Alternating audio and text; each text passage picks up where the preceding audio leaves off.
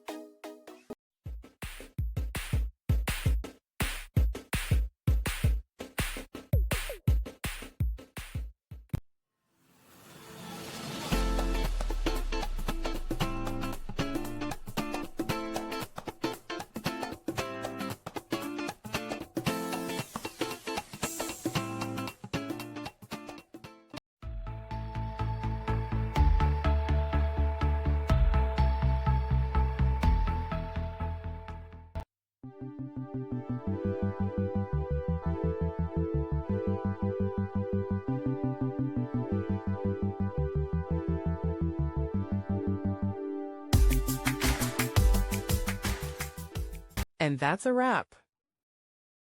I hope you found the answer you were looking for. If you did, take a second to hit that subscribe button. It really helps out. And let me know in the comments which solution worked best for you. See you next time in the debug zone.